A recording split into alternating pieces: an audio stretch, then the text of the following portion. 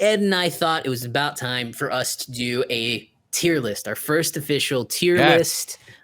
So what we're doing is we are going to rank the Marvel Disney Plus shows, guys. Like I said before, we may have some disagreements. We may not. Ed, how would you like to do this, sir?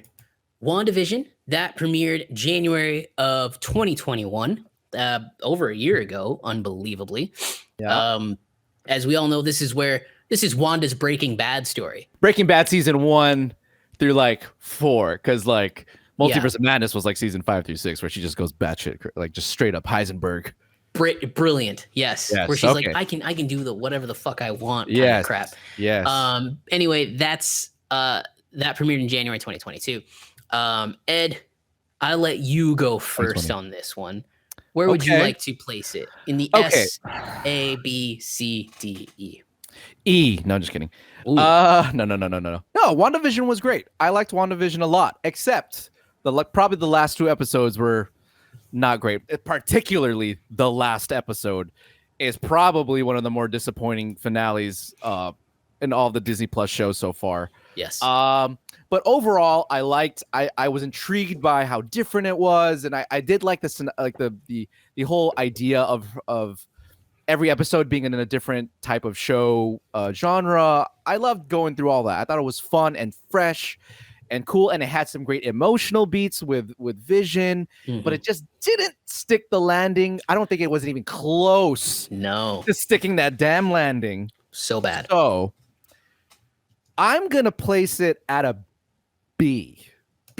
Which I think is fair. What do you think about that? How did you feel? I actually would agree. It's a BC. I actually would kind of maybe throw it right here for me. Can you do that? Is that allowed? This is our first ranking, people. Is this allowed? Jesus. We're allowed. It's a big move. I put it BC territory. Oh, shit. All right. So because BC. I think that for me, the show is it just starts to it just loses the steam so fast. It loses the steam. It loses the steam. And that I just don't know why it does that. It just I just don't understand how it could just go from being, oh, here's all this intrigue. It's really cool. It's really good. And then the landing comes and it's like, what? Just completely falters. So, and then she's just off the hook. That really bothered me. The off the hook just thing. Off the hook. Yeah. What was the Monica Rambeau line that we just absolutely fucking hate? What did she say? They'll never know what you sacrificed. I mean, I just wanted to throw up when I heard that line. I was like, who wrote that line? No. How dare you? Yeah. How do you go from grief is what is grief but love everlasting. Love everlasting, one of the greatest fucking lines in all of the MCU, to that piece of shit. Yeah. Like, what the fuck? Yeah. Good Lord. I hated that too. Yeah. Worst. It really bugged me. That line stuck with me, and just like, look, I get it. She's a hero. You want her to be a hero, but the leap she makes from this to Doctor Strange, holy shit. And even in Doctor Strange, she was fucking given a pass. Yes. So yeah, the treatment of her character, like Marvel, you need to either go full villain or not. Yeah. So like this, like teetering, I'm gonna do the right thing. All of a sudden, tease I don't on need either one. Yeah. I don't need it. Like, if you're gonna do that, you need to do what, like, I need like a Days of Future Past Magneto. Yes. Like, I'm gonna help you, but I'm gonna help you out of what I need. And then when the time is right, you're gonna be out of the game because I'm gonna take control and do what needs to be done. That is a great point that I never thought about. That's a great, like, having her arc and personality be similar to Magneto's would have been a brilliant railing to had gone on because he is one of the greatest villain, basically still a villain, but like you never know, where he really lies. He still has some morality to him. That would have been they should have followed that. They should have followed that because he had a lot of loss too, in with his family, and then he had another family, and then they killed his next family too. Like, the dude has been through some fucking crazy tragedy. And the person that could always keep Magneto grounded was Professor X. that's Yes. X-Men First Class. We'll do a tier ranking on First Class because X-Men First Class on X-Men movies. X-Men. Oh, we should. That'd be great. Yeah, X-Men First Class is my favorite X-Men movie of all time. Yeah. I think it's favorite of all time? all time. I think it's the best I think it's one. my second. I think it's my second. But you in the newer sequels, it's always Xavier kind of it's always Charles always kind of anchoring down Xavier to make sure he doesn't he's that other side. He does his of him. best. He does his best. And in Doctor Strange, she doesn't have that. No, and she has no one. That's why I think Doctor Strange faltered a little. But this is about WandaVision. Yeah. I do love Vision's story. Vision, I mean, God, the lines he put out. Paul Bettany, what a great performance, man. Emmy worthy. All these performances are very Emmy worthy. Yes. You can't make that decision for me, Wanda. Good Lord. Dude, that was a great scene. No, your fucking accent was perfect. That was great. You sounded just like him. Wow. Won't say I haven't done that line in the taking a shower every once in a while. No, I'm just kidding. I love that line. That delivery from him was awesome. Yeah. What a great scene. Yeah. That's that. I think that episode was the best episode of the series because as they're arguing, the doorbell rings and then Maximoff is there. Pietro. Yeah, but then we find out he's boner, and that kind of sucked. But okay. Again, that's another thing where it fell flat. He's fell boner. That was not worth it. Not worth it. We all kind of at that point knew it was Agatha. Agatha all along was great, but all along so good. Yeah, a lot of good stuff, and then it just went on the last episode. Because like the mystery and the intrigue that they built along the first two episodes were great, where the guy starts choking, and then Wanda sees at the end of the second episode, they go outside and Wanda sees the guy with the beekeeper mask or outfit. That right there should have been the time to start dropping in hints that Wanda's the bad guy. Right. Wanda's turned. Yeah. I agree. It's not just your grief. Like I also love that dinner scene at the end of season 1 was great. Yeah. That where it turns into like straight up horror almost. Yeah. I'm like, that's all like Twilight Zone. I was like, good. Like that's good. Yeah. Anyway, so BC for WandaVision. And these are all the way I think that rankings work is that once you start ranking them, we can probably place that in a more we can move them a little bit as we go. Move them depending on what we consider. So let's Nothing's see concrete here. Place here. Yeah. Yeah, and we'll keep this around. We'll add to it and just subtract from it. All right. As we see fit. All right. So you took WandaVision. I'm going to go with the next show on the list, which is Falcon and Winter Soldier. That premiered after WandaVision. Falcon and Winter Soldier. Here's another show that didn't stick the landing at all. I mean, you want to talk about the first 3 or 4 episodes of this series are amazing. Incredible. Baron Zemo, fucking dancing in the dance club. Stream. Oh, are you kidding me? And then you just fell flat. Episode 5 and 6.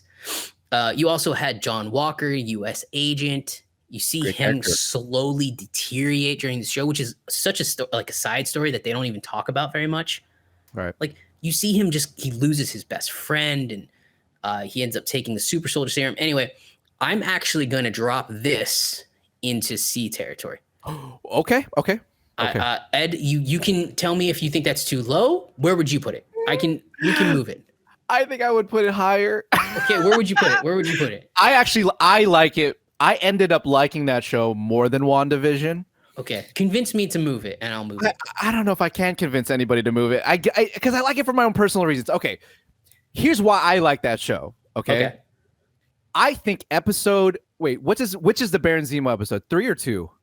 3. He gets introduced in 3, right? And 4 they go to the place. Yes. I think episode 3 is one of the greatest episodes of TV I've ever seen, in all honesty. I know that sounds insane, but when I promise you, when I watch that episode, it's a great fucking episode of TV. One, because Baron Zemo is one of my favorite villains of the MCU, and they brought him back and made him somehow more the best character on the show at that point. Make him more relatable, someone that you kind of hate, but you kind of love too. The dancing scene's amazing. Dancing scene. The dancing is amazing. But that episode in and of itself was just had great pacing. So much stuff happens. There's a lot of great action. It's funny. You visit like 3 areas. What's it called? Madrigal? No. What's that place called? Madrigal. That's fucking Encanto, bro. Sorry. Wait, is that where am I getting Madrigal from? Madrigal. That's Encanto. Whatever. Is it Encanto? I forget. That's where they are in Encanto. I don't know how I'm pulling from Encanto. Hold on. Whatever that place going. is. Yeah. No, but yeah, and you have these great you have these great characters with the duo again with Falcon and Winter Soldier. The Bucky, Madripoor. Madripoor. Okay, I wasn't like completely off. Yeah, you went too far. Madripoor. Okay, sorry. But no, the series in general I thought was great. The themes of like Sam thinking, wondering if he should take up the mantle, and the political, the socio-political stuff with race, I thought was great.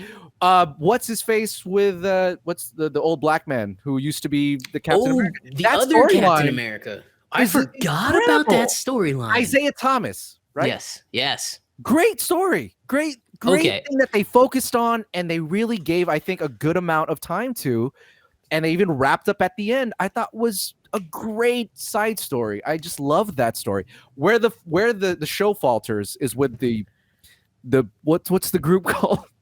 The Wolfies? I don't know. The whatever. The hands, the bad guys. Yeah. That didn't pan out very well, but I didn't think they hurt the show.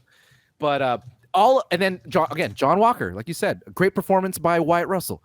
I think they could have went further, and I think they will go further. They set up U.S. Agent.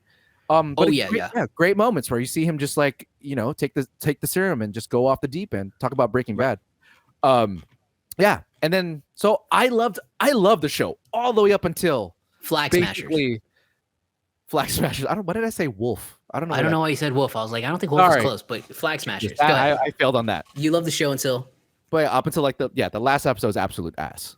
Yeah. Again, like WandaVision, that episode is just such trash. I've mocked the final thematic His monologue is not great. It's so cringe, dude. It's so cringe. Like, I don't know how do you go from doing all that great buildup with the politics, even like the themes of that, and then just at the end he just goes on some woke rant that sounded like it was some like 22-year-old who just graduated fucking college. Like, what the fuck? This is our new Captain America? All right. Yeah. What did you think of the show? And why do you think so for me, where do you place it? I think it's just that last episode that really sours me. I think you cannot. I feel like maybe it's just because it was 6 episodes and they absolutely needed to wrap so much up. I mean, you had so many storylines. There was. You had the Flag Smashers. You had, the difficulty for Captain America to pick up the shield, or Sam pick up the shield of Captain America. You had Bucky's, conflict with being able to be himself and not killing Baron Zemo. Remember? Oh, dude, I forgot. Wait, Bucky's line is great too. Yeah, the bullets and they coming to terms with himself. But I totally forgot the whole therapy session stuff was really good. I like that about his character. You're right. I forgot about that. You had all that going. I forgot about you had U.S. Agent storyline that needed to be put up together, and don't forget you also had Sharon Carter, who's actually the fucking power broker. Oh, the power broker. Her storyline, and it just felt like there's so much to be done that just didn't. It fell flat, and then yes, again, the why do you need to include the monologue? I don't know. Just say you don't understand what it's like to pick up the shield, because let's be honest, you don't understand what it's like to pick up the shield. You could have just left it at something like that. Yeah, that would have been powerful enough. But but then he just comes off as preachy and whiny, and he comes off as preachy. So, and you don't need it because, and maybe another actor could get a better way out of it. Maybe Idris Elba would be better at it. I don't know. But I am worried. I have said this before. I am worried about him carrying his own franchise as Captain America. Yeah. I don't think he commands the screen as well as Bucky does. Yeah. That's Chris Evans, obviously. Or Chris Evans, right, as the last Captain America. You need to do better, Senator. God, I hate that line. I hate that line. The whole last thing is not great because it's contradictory. It's like, I know your job's hard. You need to be better. Like, wait a minute, what? well, which is Yeah, it? exactly. Like he Yeah. should have. I So- thought he had an understanding of Yeah. how the system is, Yeah. and instead of like pointing fingers and being like da da da da da da. I will say though, as you went through the recap of the show, I do remember liking it more and more. I think that it's just because it's the last thing I have of the show is that last episode. No, But you're right. There are Bucky's internal conflict in that show is amazing. We get the Dora Milaje in here. They fight him. They kick. Oh yeah, they kick that their fight ass scene is in great. it. Yeah, I forgot about that. Baron Zemo. I mean, he deserves an Emmy as a special guest star Emmy or something because he's fantastic and he's so funny. He gets pulled off to jail. I don't think he's going to stay in jail. I think that we will see him again. Yes, and we should see him again because he's fantastic. Because of that, I'm willing to move this to here.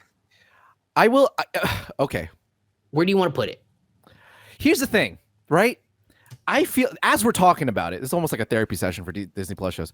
Okay. I feel almost the same way as I do with WandaVision, right? Like our emotional trajectory for those shows seem very similar. Like we liked a lot about both shows. Mm-hmm. It just didn't stick the landing for either. Right. I'm fuck. This one's hard. Yes. I would think it could be a B. It could also be a BC. Are you willing to put it above WandaVision? I'm willing to put it above WandaVision because to me, the characters in this show were this is purely preference, were better portrayed in my opinion. I agree too. I think the Ralph Boner thing, get the fuck out of here. Yeah. Just make him an X-Men. Don't do that. Yeah. The Ralph Boner thing really bugged me. The Maria Rambeau? Monica Rambeau.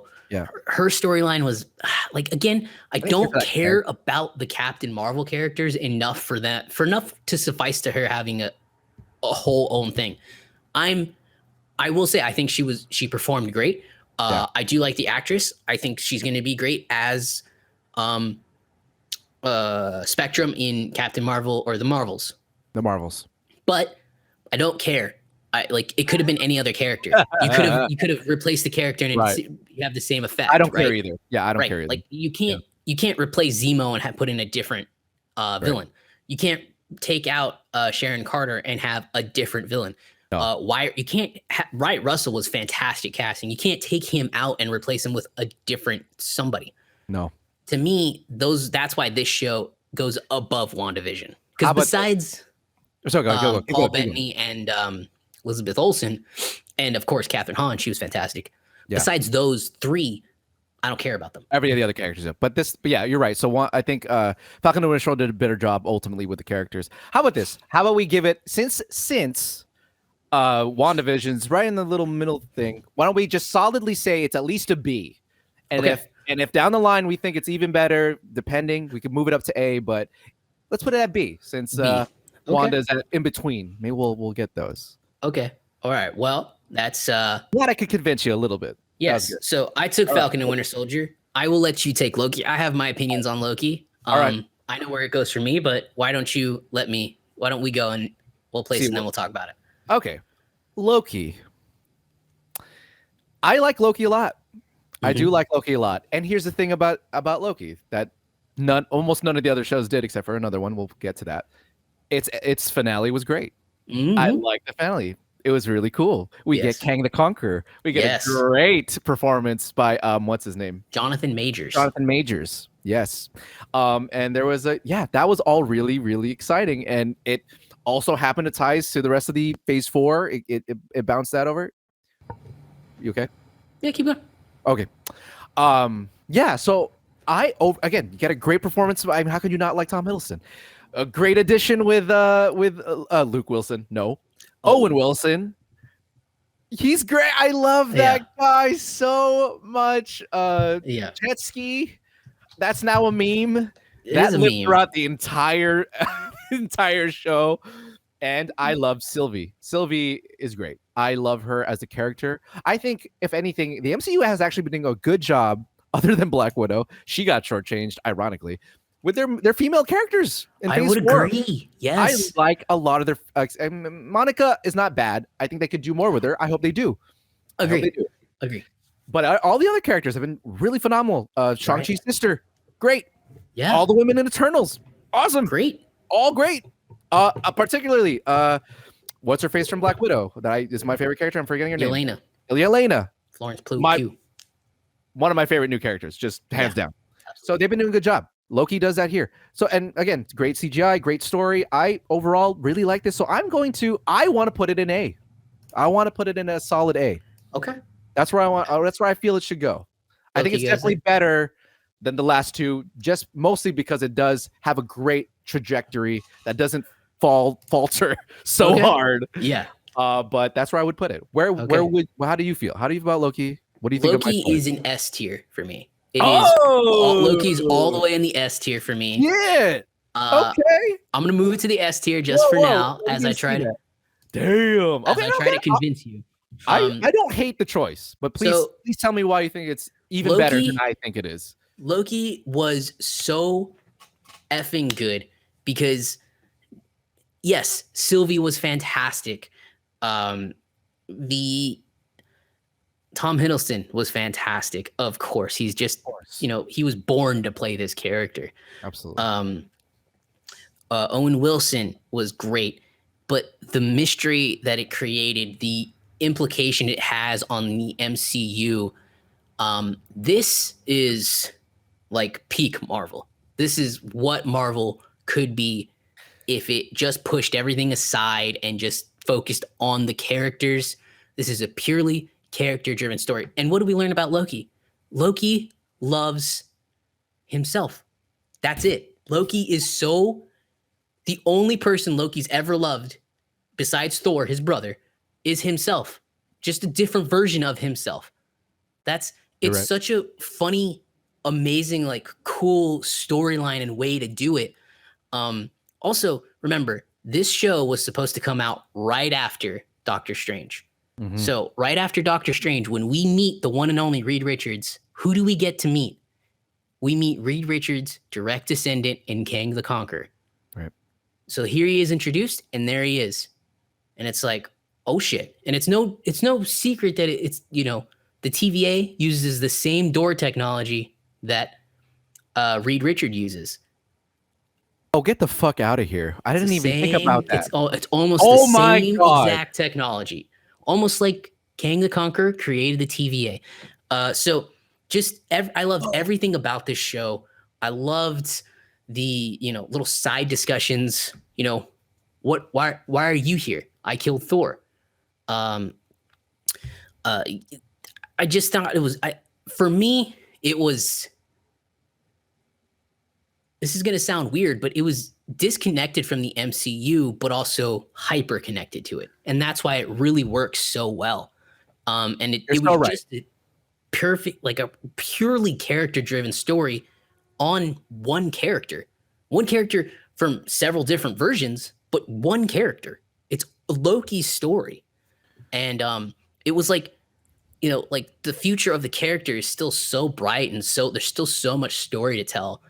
Then not to mention my last little bit which takes it over the top. Jonathan Majors, he brought this like Willy Wonka / yeah, that's a good way to put it. Yeah, like Willy Wonka / kind of like really great unhinged. Yeah, Kang the Conqueror, like unpredictable. This guy's fucking crazy, but he's also brilliant. Yes, and like that is like the type of performance that can elevate a show to the next level. You pair that with Tom Hiddleston, and they fight that fight that him and Sylvie have. He does everything because he doesn't want to hurt Sylvie because he actually loves her. Yeah, of course. And he loses, and the world gets destroyed. Well, everything gets destroyed, essentially. Everything switches, and the cliffhanger of Loki, when he comes back and they don't remember, Mobius doesn't remember who he is. Morbius. Yeah, no. Mobius. Stop that. You stop that right now. Mobius doesn't remember who he is, and then there's a statue of Kang at the TVA. For me, I just loved it. The implications of what it means for the future of the MCU are greater than like it doesn't. Sure, Wanda's now dead. It doesn't matter. Falcon's the Captain America. Who cares? He has vibranium wings. He's not a super soldier. He's gonna get his ass kicked. Yeah. So, let's be honest. If you don't have Bucky, you're screwed. You're screwed. So yeah, I just thought it was because it was a purely character driven story. I loved Loki. It's my favorite show so far. Okay. No, you convinced me. That's some great points. No, you're right. I think back at it, I'm going like, yeah, like I had nothing really that bad to say about it. No. And you're right. And you know what? It's the most, how do I say this? I guess the most pop culture referenced show, because you have like, everyone's talking about variants now. Yeah. And that's a great way to take, again, the MCU lore and make it and stretch it far enough, and also make it something that people talk about, people that really people are really super intrigued by, and bring it to phase 4. And you brought up another great point, that the show is disconnected enough, just enough from the main stuff. But obviously it has everything to do with how the MCU moves forward. So it's like still very much connected, but you still get the feeling that this is a Loki show. It's ultimately about Loki, and about how he loves himself. It's a weird story arc and emotion to bring up, but they did it really well. You're right. Like, he loves Sylvie, which is him, but she's also a female, so technically it's not him. I guess it's kind of cool. It's weird. It gives off this really interesting vibe. I like it. I really loved it. I thought it was really well done, and so far of the shows we've talked about, this does have the biggest implication. And I am so upset that the damn pandemic came out. Came out. I shouldn't say like it's a fucking release. The pandemic happened. Sorry to anybody. Anyway, the pandemic happened, and now everything's all out of order. But remember, like, I think Loki, if this show comes out after Multiverse of Madness and we get King the Conqueror and people start to connect those dots, everybody would be freaking out. Yeah. So it's an S tier for me. I don't hate it. I don't hate it. I think that's I don't hate it. That's all I'll say. Let's keep it there. Let's keep it there. It's a solid show. I liked it. Yes. All right. So moving on. Loki's the first S tier. Nothing in the A tier yet, guys. I think that might be surprising to some of the fans that watch this show. Anyway, next in the chronological order is What If. Ed. Okay. I'll take What If. All right. So straight off the bat, I did not love What If. Ooh. I found some episodes to be interesting, most of them not, in my personal opinion. I just didn't. It just felt until the end, when you realize that this is all canon. Yeah. It still felt like, for me, it just felt like, who cares? I just didn't care about. The only episode I loved was the Doctor Strange episode, because I thought in and of itself that was a great story, where he goes down this rabbit hole of trying to get Christine back, and he ends up being like, I guess it's not Sinister Strange, it's like Strange Supreme or whatever. Strange Supreme, yeah. That was all great. I love that episode. Everything else, it's like, I mean, from the get-go, it's like, yeah, Captain Carter, cool, she's great, and it shows how things could have been different, and I'm like, yeah, this is fun, but like, do I care? Why does this matter? I don't. Yeah. Do I care? I don't know if I do. Like, it just doesn't. And that story about like Hank Pym killing the Avengers. Great. I just don't. Okay. But I loved that episode. Yeah. Okay. Great. I love that episode. I don't hate any of the episodes. I just was watching it going like, am I being teased here? Like, oh, what if this could have happened? Yeah, I guess. Yeah, it could have. But it didn't. So I don't know why. I guess it's because like a lot of the stories like that felt like, they were just like things that people around the table were like, what? Yeah, let's just try this because fuck it, like it'd be fun. But like the Doctor Strange one, at least actually had some gravitas to a character that we know and love, and that what if this went completely the other way? And that was interesting. And then down the line, of course, we find out that the Watcher is like real, and this all is actually a multiverse show, basically. Right. And that was fun. I still didn't think that they like stuck the landing. I just don't understand why seeing these other people seeing Thanos as a good person was actually pretty fun. So I guess what I liked about the show is when you gave us characters that were completely 180'd. Like see what happens when they're like really not they went down a path you really didn't expect them to go down to. Yeah. Which I felt like they kind of did, but overall, it just left me with a whatever kind of, instead of like what if, it's like whatever.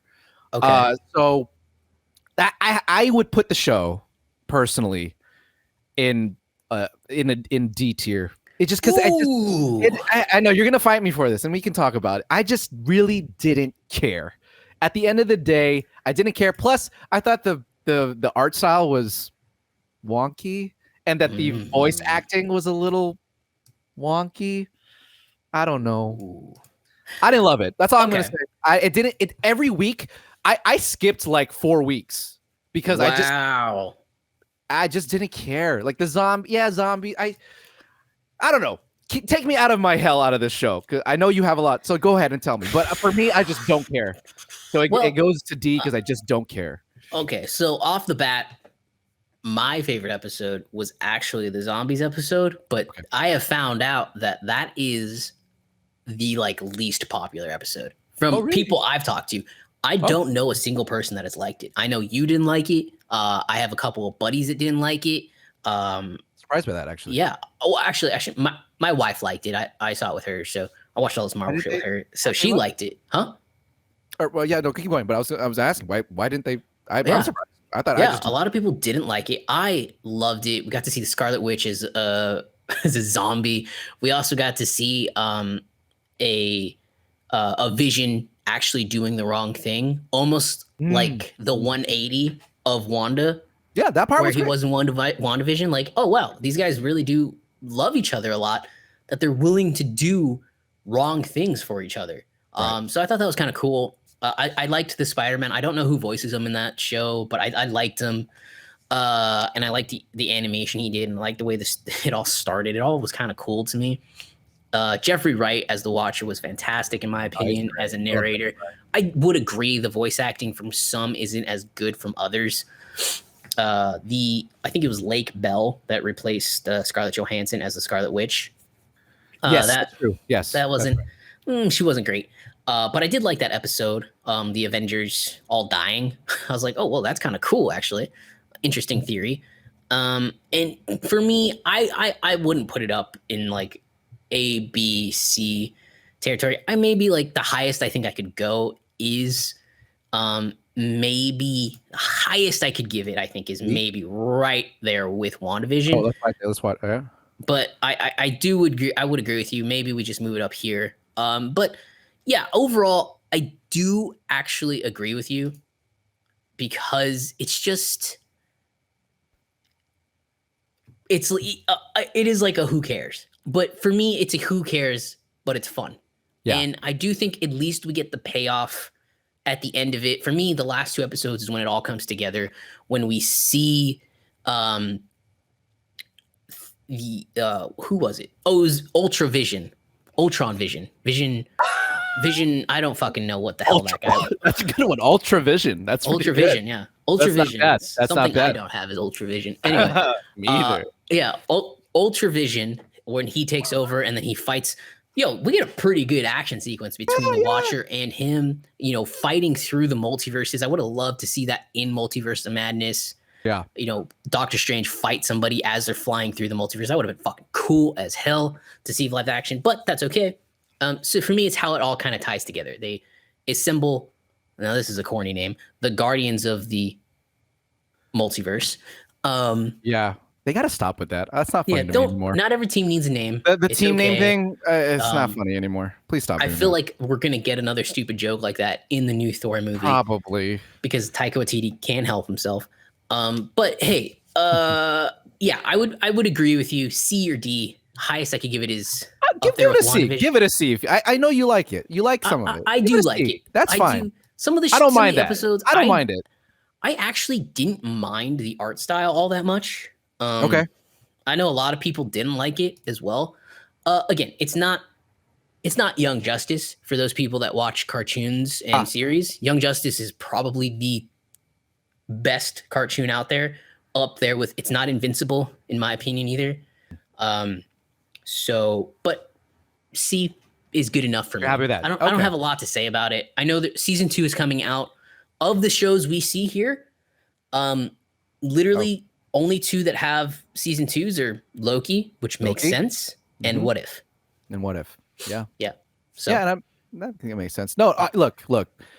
I think that's fair. okay. I wouldn't. I think. Well, if you liked it so much, you could have been. I think you were going to put it in B at least if you No, enjoyed it that much. I can't put it up above. Right. Currently, I can't put it Relatively above speaking, right? any of the. You're right. Yeah. If this is the tier, I can't put it above any of the live action shows. I just can't. Gotcha. I'll say this. Mhm. I think I would have enjoyed it more if Yeah. if the ending of the first episode already insinuated that these were connected, that it was canon. Because see, that's what I was kind of talking about. I was like, I felt like, who cares? Because if this is not if it doesn't tie to anything, like these are fun stories, but I don't know. Maybe I'd rather spend my time actually building to something. Yeah. And so if they just had kind of teased that at the end of the first episode, that would have changed my perspective on all the other episodes. Full stop. I would have been more open to maybe seeing some other events happen in some way. Yeah. Maybe. I don't know. Yeah, but that would season have 2 opens the door for that. So maybe at the end of this year, when we rank the ones from this year more off, we move it up. But yeah, I think that I that's agree. all I would say. That would be really cool, man. That actually would be really cool to see. I think that would have helped me personally. But yeah, I think I really liked it when the show was giving us 180 turnarounds of characters. Yeah. That was that was most entertaining to me and most trivial. But can't win them all, Disney Plus, but it's not bad by any means. Oh yeah, there was a Killmonger episode where Killmonger was still the villain, but it's like, well, why does this matter? If he's still the villain, who cares? Right. See, when he's still being himself, I'm like, I don't. Yeah. Okay, great. I just don't. I've already seen this. I don't understand why. I don't know. Anyways. Yeah, I think that's a great point. Anyway, all right. So next along the list, I will take this one, Hawkeye. Please take it. So Hawkeye came out in November of last year. I don't know where Ed would put it, but I don't think he's gonna agree with me at all. I'm going all the way. Oh my god! Hawkeye to me was one of the better MCU shows on Disney Plus. No. Do you want me to start? Yes, please. Yeah. Okay. Please. For starters, we get back Vincent D'Onofrio. We'll start at the top. We get back Vincent D'Onofrio as Kingpin. And we get to see him. This is the first time live action we're seeing him as the Kingpin from the comics. He's essentially indestructible. Mm-hmm. He's wearing shit from actual comic panels. He gets shot at the end of it where he does lose his eyesight for a time being, but he comes back stronger than ever. We get a fantastic portrayal from Aqua Cox. Ooh. Oh, I really don't know who you're talking about. Echo. Her name is Echo in the movie. Oh, really? You thought it was good, huh? Okay. I liked her performance. In the deaf actress. Oh, it's not. I mean, it's not bad. Anyway, I liked her performance in it. I thought it was fun. She was popular enough to get her own show. Apparently, that was another piece of news that I saw this week. Yes, that she was getting her own show. Even had stills already. Echo's getting her show. Oh yeah, she's on the run, and I think she's on the run from one Kingpin because she does shoot him. And then I think that show's going to be very good because I think she's going to be on the run from Kingpin, and she's going to need a one Daredevil to come bail her out because that's what happens in the comics. Anyway, I think she was great. I actually really, really enjoyed Haley Steinfeld. I didn't think I was going to. I thought she was great as Kate Bishop. She was funny. She's kind of got this broken home that she's coming from. And I thought it was fun and great and just overall enjoyable. I enjoyed Jeremy Renner going deaf.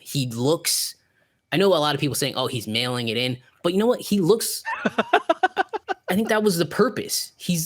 He looks old and he looks beat up. He's tired. One of the only Avengers. He's tired. He's absolutely tired.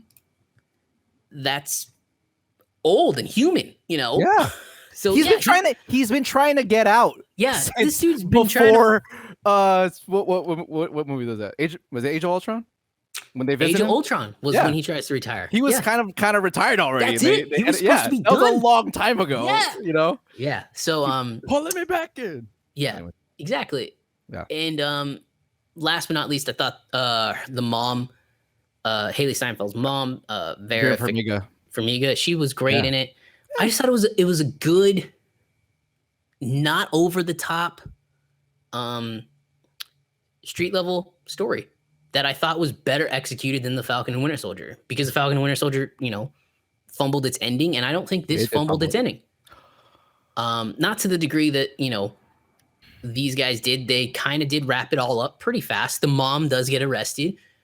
We get an ambiguous ending for Kingpin, but we know it's not how it's going to end. You're not bringing back Vincent D'Onofrio to kill him off in one episode. No. I just think I thought it was pretty great. It does seem like there was supposed to be a Daredevil cameo in this that they just couldn't get timed up to film in time. That was so good. So yeah,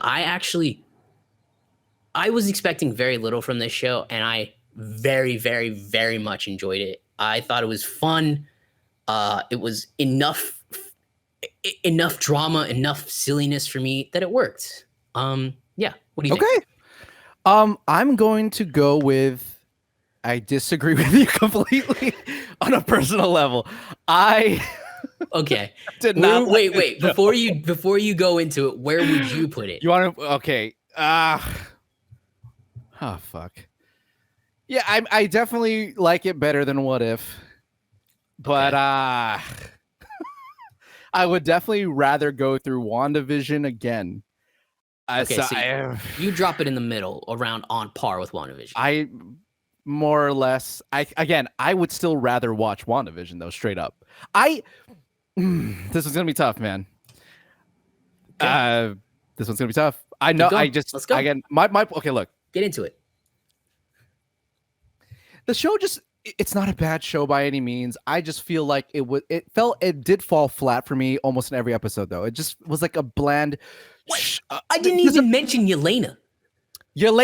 Okay. Yelena for me, was the best part of the entire show. Every second, every frame that Yelena is in is just gold to me. Mm-hmm. I love Yelena as a character. Florence Pugh is just one of the greatest actors, I think, of our generation. Like she's going to go far. Like she is just dynamite in anything she's in. She's so good, and she's particularly good as Yelena. Talk about just a wisecracking, and she gives off the kind of the millennial vibe in the best way, because she doesn't care. She also has like kind of the sister vibe, but she whoops ass, and she knows what she has to do, and she's gonna get it. And she knows she's so good that she has this sass about her that's just so great. She's just dynamite, and so everything that she's in is awesome. I will also say that Wilson Fisk part was also really good. I liked seeing him come back. That fight that he has with Kate, with Hawkeye and Kate, or no, mostly Kate. Kate. Yeah. Great, dude. Come on. What the fuck's up with this guy? This guy's just he's not going down. What's going on? Like, what has he been doing? And that was all intriguing and fun. I like that. Here's the thing. They're characters that are in 2 episodes, maybe less than 2 episodes. And those are my favorite things about it. Ooh. Not tracking well for me. So here's the thing. I don't hate Haley Steinfeld. I think she does great. I do think that her character is starting to kind of give off this blueprint a little bit for what they, what the superhero woman should be like, where they're not serious and that they kind of have to be more playful and crack jokes. And her performance is not what I'm banking. She's great. Okay. But it just wasn't enough to get me like, I love Kate Bishop. This is why she ends up being basically this, like the star of the show, like even more so than maybe Jeremy Renner in a lot of ways. But but I just thought overall she was fine, I think, as a character. But her story arc, I also think that Jeremy's story arc, just the story in general, I just wasn't falling for it. Just nothing about the overarching story intrigued me. I mean, basically it's like, all right, I have to pen up for my sins as when I was Ronin. And that's the whole show. Like, it's the whole show. And there was only so much I could take of that, where it's like, really, this whole show is about him trying to get the suit back. Like, it's been 4 episodes and they're still trying to get the suit back. And I'm like, there has to be more here. Because like, what was interesting was the parts where he was deaf, right? And where that my favorite scene was him and Kate, and how she had to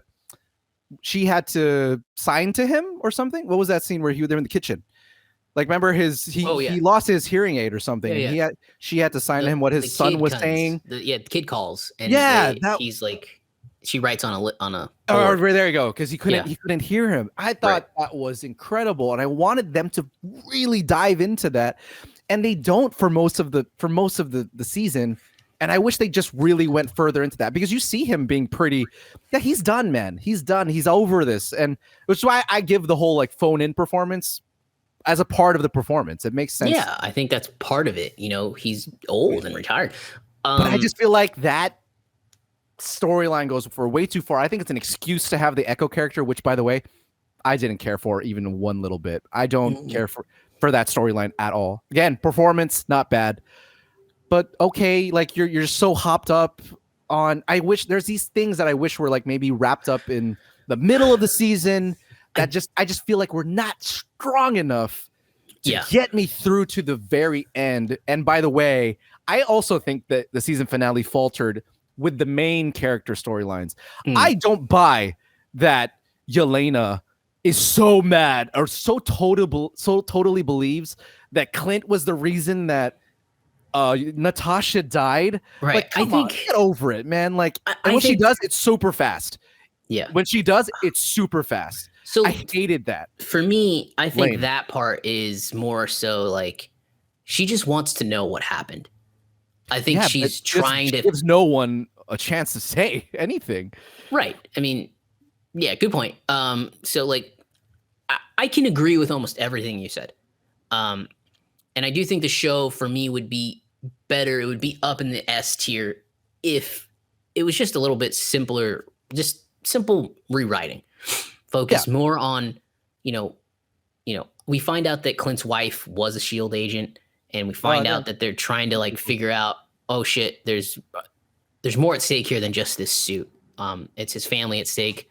You know, I do think there are parts that could have been a lot better in the show. I do actually I disagree with you on the biggest part is the Haley Steinfeld performance.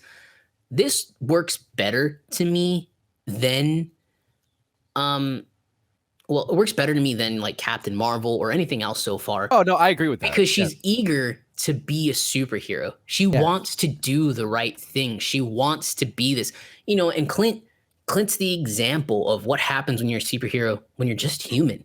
Like, he's beat up, he's going deaf, he doesn't even move so well anymore. Like, to me, that's, there's this cautionary tale. And like, I think if they focused a little bit more on that, it could have been a much better show. Right. But yeah, I think that like, I do like her performance, and I do agree with you. Like, hey, here's this like trope that they're trying to portray female characters are. And I don't know what it is about Marvel and some of their female characters and why they have such issues. Or actually, I don't know what it is about Hollywood and writing a strong female character. It's not that hard. Yeah, just go watch The Mummy from 1999. Tell me a stronger female character than Rachel Weisz. Yeah. Like, it's not fucking rocket science. No, it's really not. Just make them competent. You don't have to make them cocky assholes. Like, people don't like cocky assholes when guys are cocky assholes. No. So like, don't do that. Anyway, I think that's why I liked Kate's, because she's so eager to do because that's all she wants. And like, here's this cautionary tale that like, look, this is what happens. I've had to sacrifice my best friend to save the world. I've lost everything. I lost my family for 5 years, and I went off the rails and I killed people. And I do think this show, similar to how I pitched Daredevil earlier, would have benefited from storylines happening during the blip. If we got more of Clint killing people, going on missions during the blip, the show would have been elevated. Yeah. So no, look, I agree with that. I love a good hero who's eager. Obviously, I think that's one of the best qualities of anybody who wants to really save people. Here's the thing. I think the story could have just, I think focused more on those kind of emotional beats about both of those characters, I think it would have been better. Here's the thing about Haley's story. Again, not the performance. I do like the performance. It's not bad. And my comments about the general MCU women thing, like that's a whole separate thing. Haley's great. I love Haley. She's great. But here's the thing that doesn't really match with how her story wraps up with Hawkeye's. She doesn't have anyone really to fight for. Like her mom, her mom's competent. She's fine. Her stepdad is a jerk and he can do whatever. But you're right. Like it's a cautionary tale, but she has no one to project the dangers of her wanting to be a superhero onto. She's not really looking out for anybody besides her needing to be a superhero. And I think if they just added someone she could lose, someone she could fight for, because remember, you're right. Ultimately, Clint is doing this not just to save people, but for his family. He's a family guy. But she doesn't really have anyone to. That's a good point. Put that onto, and I just wish that wrapped up better, where she could see, okay, my ignorance of this job and my passion for it need to be rounded out because it could blow up in my face for people that I might care about. Okay, and so if maybe they had that maybe tied together, I would have cared for her story a little more. That's honestly, that point is enough to make me consider dropping this to B. I think I would be happy with a B. Relatively speaking. To me, it's still better than WandaVision because, again, WandaVision puts out so many things, and it's just like, wait a minute. And I honestly think it's better than Falcon and Winter Soldier, just because some of the landings weren't stuck as well, and I think the endings were stuck a little bit better here, and you're left open, like, she's gone off with Clint now, and she's going to be back around. Yelena's properly introduced to the MCU for the first time, which I think is a big deal because look, Yelena's Black Widow takes place before Civil War or after Civil War? I don't know when. Wait. Yeah, before. Wait. After Civil War. Before Infinity War. Infinity War. Yeah. So to me, like that's where I think that you can put the show there. It's just a tad better. When you think about the show now, like just in relativity to these other shows, you kind of go. I think where I'm having issues is thinking that it's the least risky show. Clearly, it's meant to be the more like kind of straightforward. Yeah, it's ground level, like you said. It's ground level. Ground level MCU is important. I agree. But that's what I'm saying is like, why am I having a problem with it? I don't know. I think it's mostly the story for me because I don't disagree with the whole, like, it's a grounded level story. It's not trying to trick you or intrigue you with some like, supernatural space shit, cosmic entity stuff. It's meant to be almost like a buddy cop thing that's relatable. And I give it props for that. I do. I think it really just was a story for me. Okay. But I would be fine with it being in B. Okay. I would be totally fine being in B as long as it's not pushed up next to this next one. Okay. And then Loki, I'm fine with that. If you're about to tell me that Hawkeye was like anywhere near the realm of these two, I think we would have had a problem. Okay, but, fair. That's fair. I'm fair with B. How about that? All right. Now we'll move to the final one, the sixth Marvel show that's come out in. I mean, this is the sixth Marvel show that's come out in a year. Think about it. Yeah. Disney Plus their shows started with WandaVision last year, January 2021, and we're about to have the seventh show. Like we're literally less than 2 weeks ish away from the seventh show, and then from when the seventh show ends, we're going to be less than a month away from the eighth show. I'm telling you, man, MCU's got it. They're pushing it. All right. Pushing. So, Ed, I think I know where this is going to go for you, but why don't you tell me where to put Moon Knight, and then we can get into it. S. Dude, Moon Knight. It's talk about a show where we really weren't sure where the hell this thing was going to land. The IP is completely new. The character no one knows about. It's one of the least known in terms of the general audience, superheroes in ever. I mean, it might have been even less known than Guardians for all I know. In general, and then talk about just the rise of this great fucking show. It absolutely deserves to be S tier. I think it's the best Disney Plus show for sure. I definitely think it's better than Loki for sure. But a close call. I love both of those shows. I do believe they both deserve S tier. But here's why I think, if I were to argue, if we had to push something to A, why Loki could be an A and Moon Knight could be an S. Moon Knight just it's hyper focused on Mark Spector slash Steven. And that's it, period. It's hyper focused on telling this amazing story about this mentally broken superhero, which we've never had before, beautifully portrayed.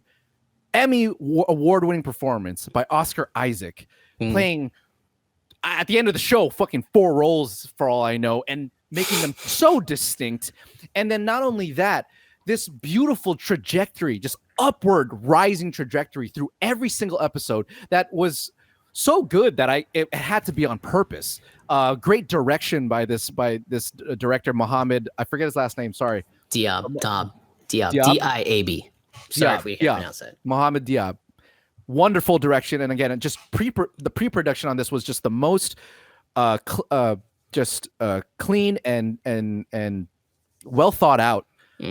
Particularly Oscar Isaac is a producer on the show. You can just see it. You can just see how through every episode it's like, okay, we're gonna give him this much, and in the next one we're giving him more, and the next one we're giving him more, and every 2 episodes we're in a different location. Like it feels so big. Even it feels like the biggest show, even though it's character-wise it's the smallest, because you're really dealing with only 1 or 2 characters that are the main characters. And shout out to his partner Layla, who is also ended up being.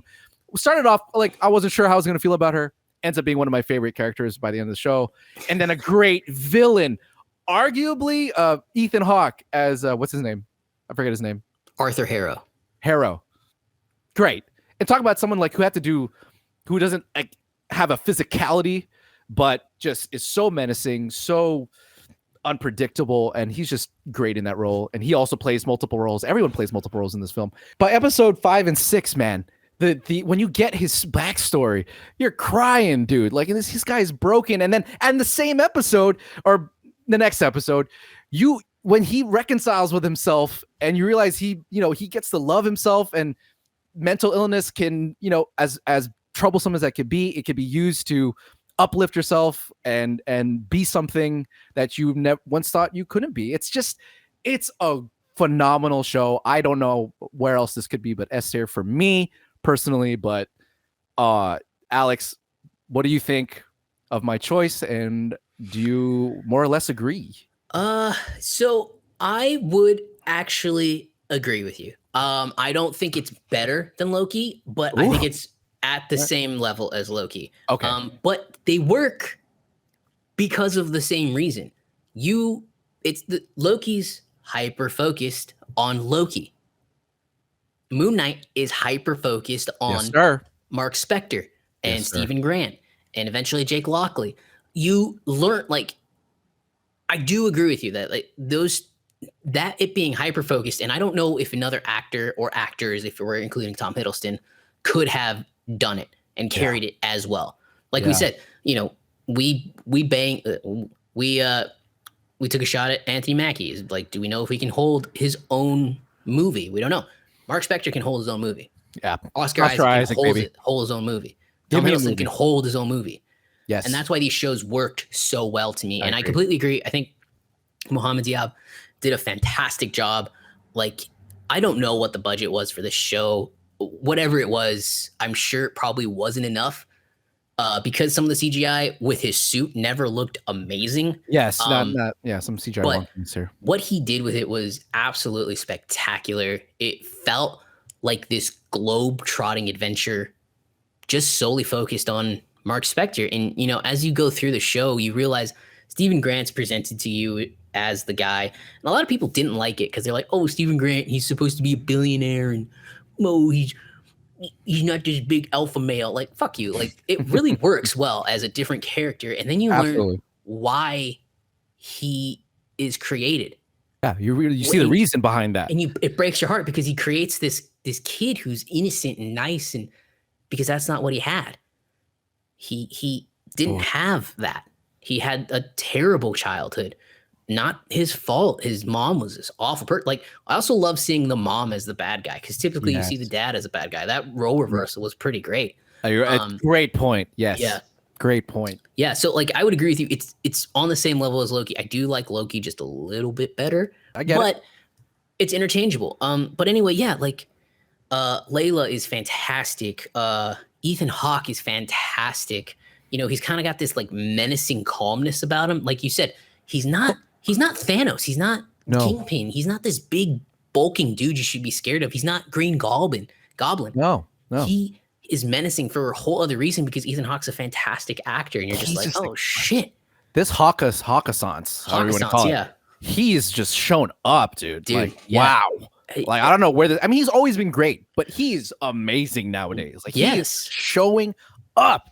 He's incredible. Yeah. Him as Harrow, man, is just what a performance. Yeah. Yeah. And then like one of the best parts of the show for me is that, like, should we be on Khonshu's side? Is Khonshu a dick? Yes, Khonshu's great too. Like, that was a really fun kind of like mystery, shrouded in mystery. And then we find out that Khonshu still kind of has control, because Mark is actually way more broken than we even get to see. We only scratched the surface here.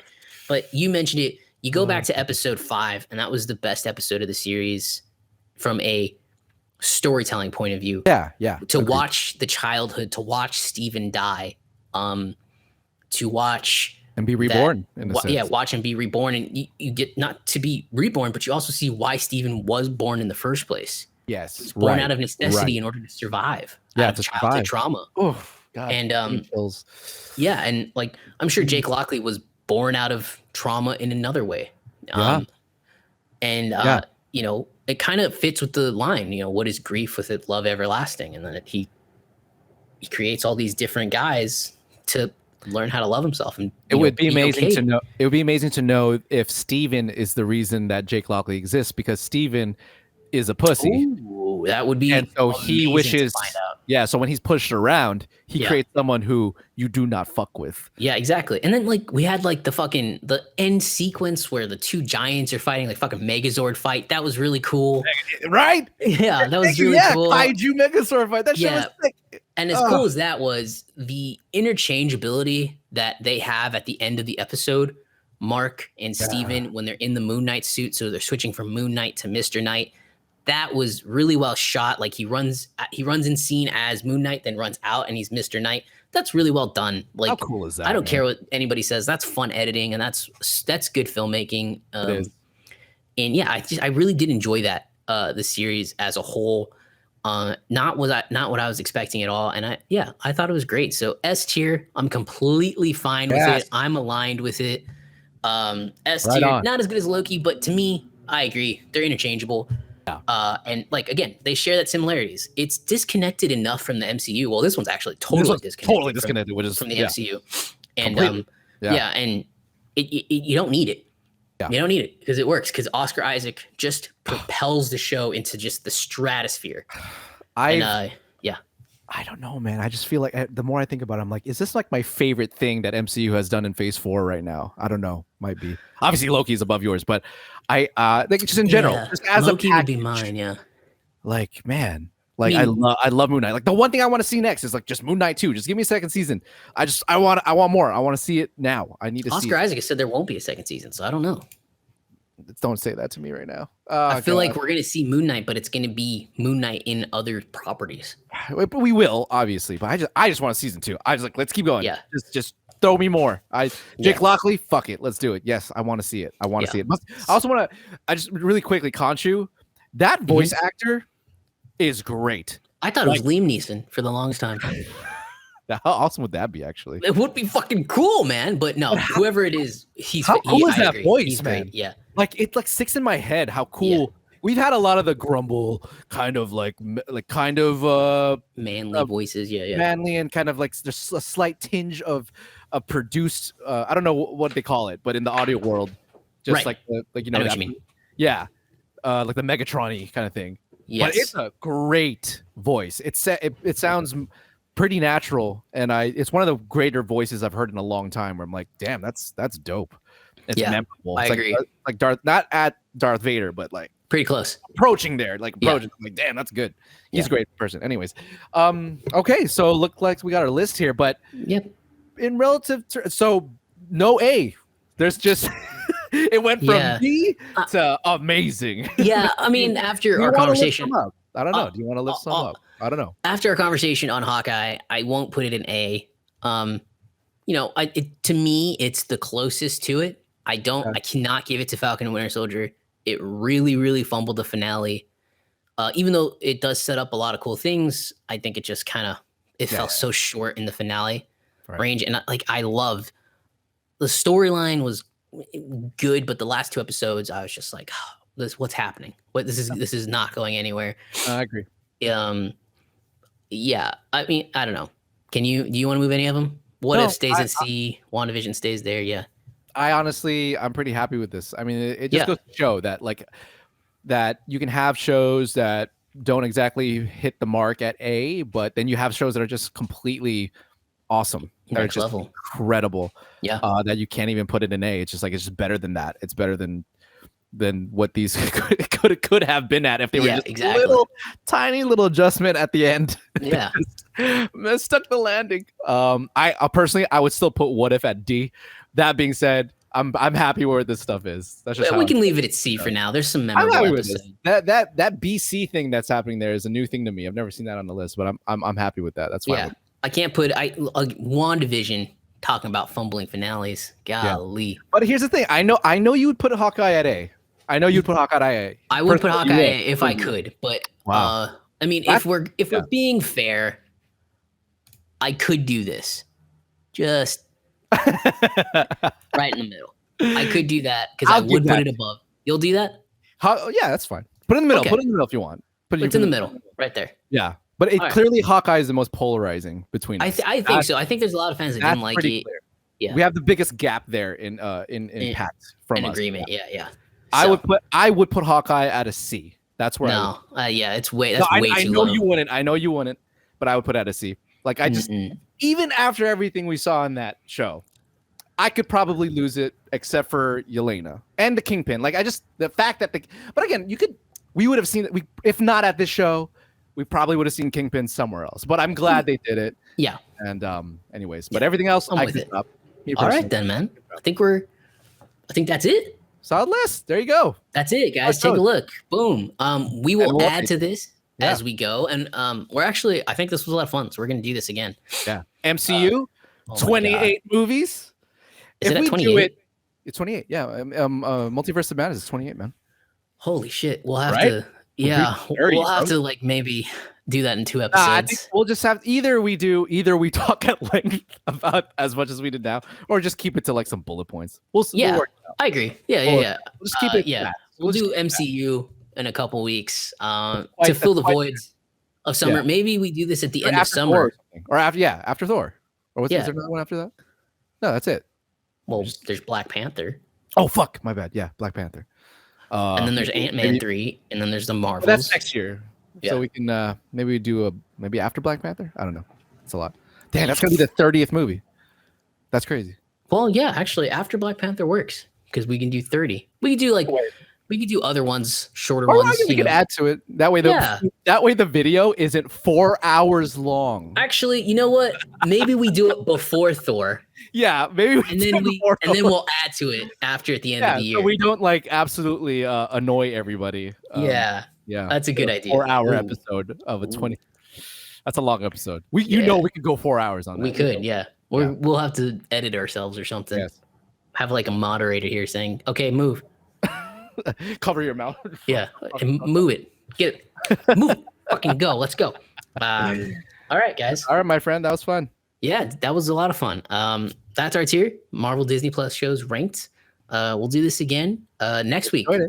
Top Gun. Full review, full spoiler discussion. Oh god, dude, I'm so excited. I'm riding to the danger zone. Any desk is on. Good place to stop this before I ruin it more. Pizza time. Pizza time. Pizza time. You're late.